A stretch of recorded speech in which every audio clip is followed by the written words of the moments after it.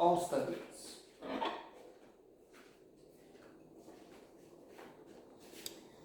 The famous battle, and the cast that is Potolițiva, nec plus ultra, Austerlitz here too. We're exemplifying with a battle of the big works in Străulești. Claudia Cardinale as the sister of Napoleon, Vittorio De Sica, the Pope, Orson Welles, the inventor of Fowls, what's the name of the ship with steam engine. He presents the invention to Napoleon. I didn't want to give it to England. I think you're a great man. And I brought this to you. Where are the sails? That's the thing. The engine with steam. But the French Academy doesn't think it's just an idea. It doesn't work. It's not practical. So they don't get this, unfortunately. He has also built a submarine, a prototype. So, not Tilas, and submerged for 6 hours. Of course, this is the inception, the initial idea, but still, this all, I was going to say, very own actress, born near Bucharest, Elvira Popescu, near the Bibliothèque Française. There's a cinema hall where they put on French films once in a while. I mean, I was lucky in the past to see their Manon de Sauce, Jean de Florette, La Balance, so many excellent French movies, which in the days of communism we couldn't see. We couldn't see anything except Ceausescu's tours around shops and whatever, and songs, propaganda dedicated to the great leader. So with that, cinema was especially then in the desert fantastic. Elvira Popescu of that cinema hall in honor of this wonderful actress born here, but acting in France with her career in France. Jean-Louis Trintignant, of course, a wonderful scene recently in a masterpiece, Amour, fabulous acting, giant. Leslie Caron, Jean Marais, of course. Only recently I have learned that he was the lover of Jean Cocteau, gay.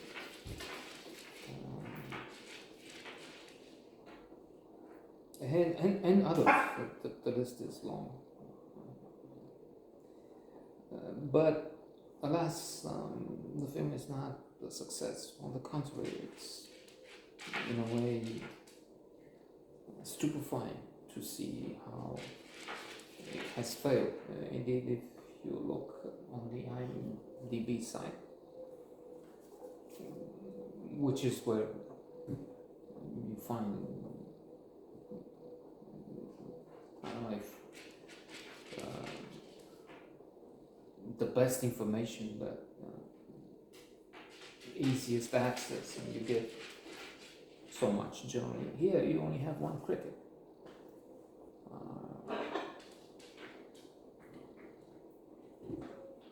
Connected with the site, but you only have one link to one critic.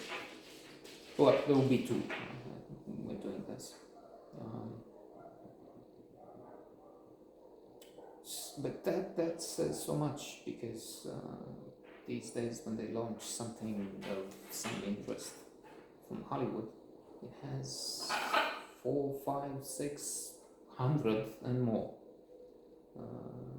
I was noting on American Sniper.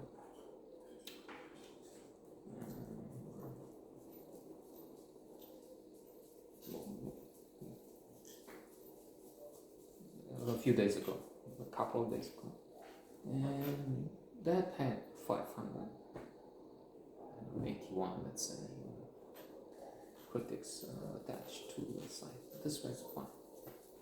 It's true, it's from decades ago, so people tend to express their views on something which has just been by terminal released, not on something which was launched, and especially if it fell into obscurity.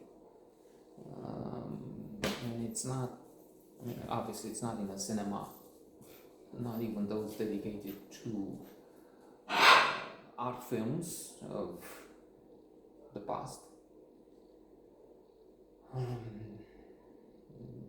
They give you the best, as they should, so it's not being among the classics, it's there to be forgotten.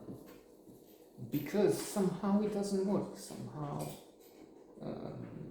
it's not that the stars just happen to give some of the worst performances. No, I was thinking the sea guy, for instance, is quite funny. He's forced by Napoleon. Well, he wants to become an emperor. So this being Austerlitz, it's in fact mostly about Napoleon and a good introduction, a good hour.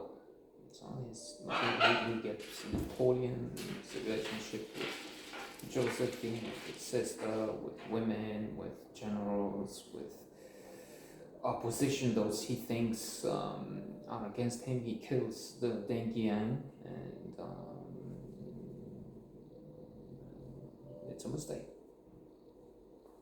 And he covers it up, lies about it.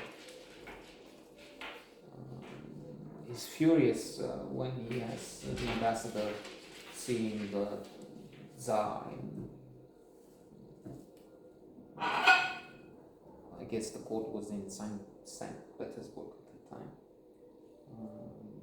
and they all are in mourning. They wear the black dress for le deuil for Dengian, aristocrat. He's very upset. He writes about it. With England, you have to respect the treaty. Well, what is this? I mean, if you want war, we'll have war until one of the two nations will just be ruined. As for you, so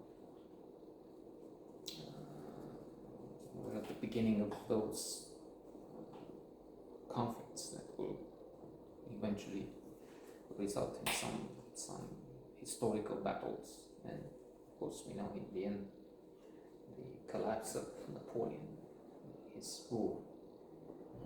But at the beginning, as I said, he wants pomp and circumstance. He's now determined to be the emperor, the Pope. I want the Pope to come to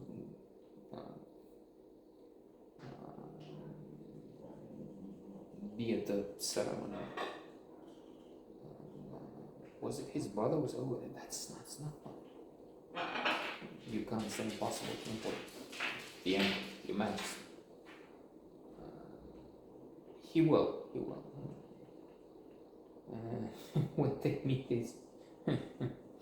it's clear that the Pope was cornered, was forced to, and they speak Italian, and it comes from Sardinia, it's something, it is an Italian dialect, and the Pope is Vittorio De Sica. Really good. He's funny, and he's Vittorio De Sica was, of course, phenomenal director and a superb actor. And, taking some quite small roles like here, and then again a few weeks ago we had on the same channel Forward to Arms. There also he was a doctor, a very good performance. And,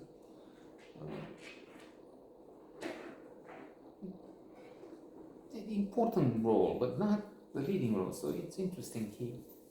He wasn't Jessica modest enough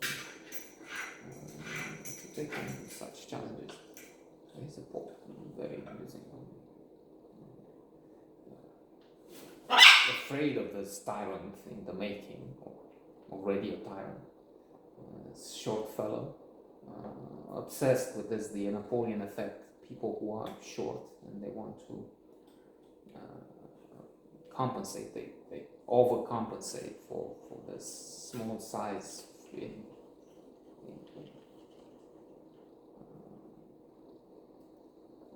literal size by being giants, huge in metaphorically, in spirit, let's say, in power. So then, it doesn't, incidentally, it doesn't really work. Blink, power of thinking without thinking. Classic, I keep referring to Malcolm Gladwell. Has that research they've done with the top 500 companies. Over there, 1/3 of the leaders, and in general leaders, most often are very tall. Because the thin slicing effect, because we take decisions in under 1 minute and make opinions, and size matters. The tall ones are preferred. Not that they're better, but so 1/3 of the top are 190 centimeters tall. So, although amongst the population at large, they're just 3%, so they're 10 times or so better overrepresented. So the Pope is both afraid and revolted and saying commediante to Napoleon.